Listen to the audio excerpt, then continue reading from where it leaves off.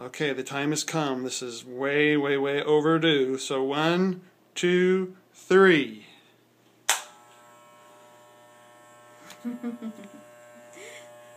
So, we're at the hotel, and I cut Chris's hair. And it is way overdue. But we got this nifty little, like a circular ring he just puts over his head, and it velcros around the neck. I think I got it at, like, where did I get it? One of those magazines for the elderly, like Lily and Vernon. Thank you very much. Yeah, I think that's what it was. And for old folks, I'm sorry, honey. I snorted again. Pay attention, I can't afford to lose an ear. So anyway, I cut his hair with a number 2 and just trim around the edges. I learned how to cut with when I had some experience watching someone in the military getting their hair cut all the time, and I just mimicked what they did. So I passed military inspection. That's good enough for me. Okay. So I love this neck thing because you don't get any hair on the floor. See, all the hair coming off just goes right into the little cloth, and then you just take it off of him and throw the hair in the trash. So there's virtually no cleanup. So we can do this on the road. He just brings the trimmers with an extension cord and a little lunchbox tote that's old, and we're portable. Would you get a look at those ears? We have to trim the ears too. I got some good looking ears. I got grandpa's ears. You need to be a grandpa because all the grandpas have big ears. Big, big, big ears. So I have to do this about, what, once a month? I should do this about once a month, but generally speaking, we're too busy, so it gets really overgrown. As much as it can get overgrown, because our receding hairline is beginning to meet our bald spot. So there's not as much to trim up here, but we don't like to talk about that. That's the shoey. That is the shoey. So we turn this. You can't. Oh, you just showed everyone your bald spot. I don't have a bald spot. I do not have a bald. I do not have a bald spot. That's called denial. And we turned it into this. Yeah. Where is that? Oh, wait a minute. It looks like a rat. Did you get Where it? is it? There we go. Did you get it? It's Look at all that gray. shoey. Oh, Grandpa. You're a grandpa. You need to be a grandpa. So, I'll clean. And then I just do this. Watch. Ready? No, down, down, down. Right there. Oh. And then this goes in the lunch box.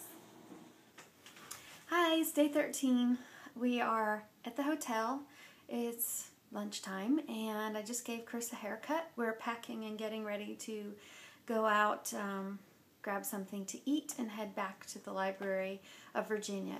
We're in Richmond still.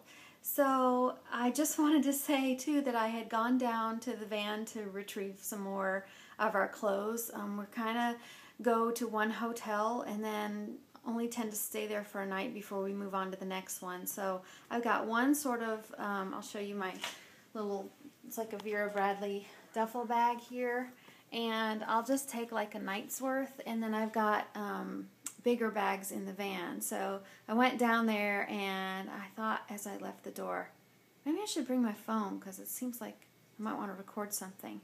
I did not bring my phone, and sure enough, I opened the door to the van, and some guy comes from around the back of the van, and he goes, "Is this your van?" I said, "Yeah," and he goes, "Wow, do you mind if I look inside?" So another person asking us about our van, and I did not have my camera, and I probably wouldn't have filmed it because usually they ask Chris because he's the one driving, and I can kind of inconspicuously grab my phone and start recording the audio so that you guys know this is really happening. It's just funny how people do that.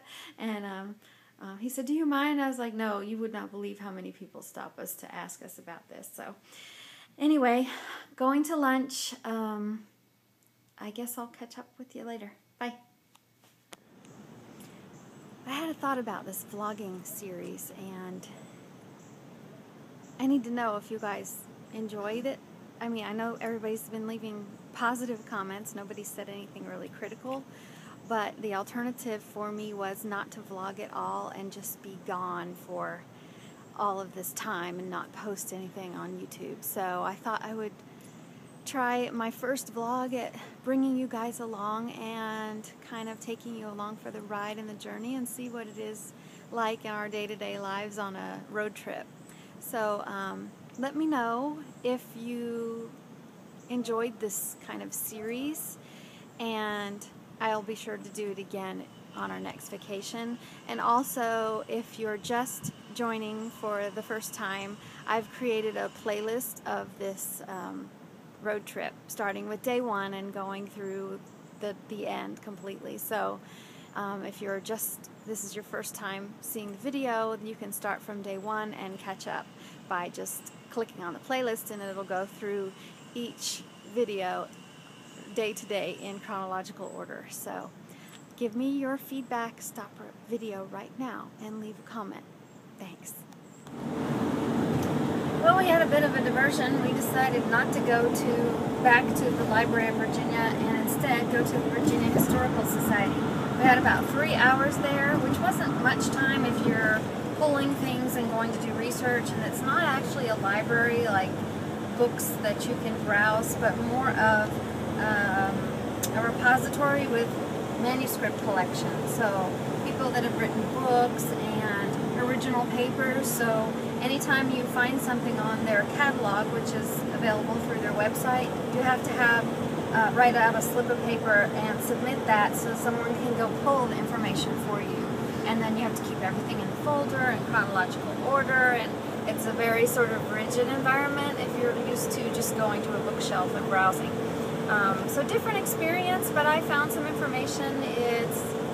I don't know, it would be worth going there, but I couldn't find references to original sources. So if an author was writing a book that talked about my ancestor within the book, all I could cite was that person's information, not where that person found their original information. So it was different, but a good experience to have been there, especially while we're going through the area. We're now headed outside south to go towards Charlotte, and our drive is about 4 hours or so, and I'm going to start reading from our book again. We're still reading Heaven and Earth. So just wanted to check in with you, and we'll see you again tonight, I guess around dinner time. We've made it to our destination. I'll let you guess where we're having dinner.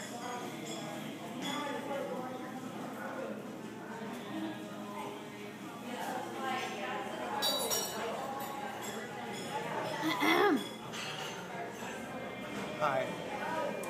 Tell them where we're having dinner. We're having dinner at Cracker Barrel because it was the only thing open. Was the only thing open, and they're out of most everything for dinner, so we had slim pickings. But that's okay.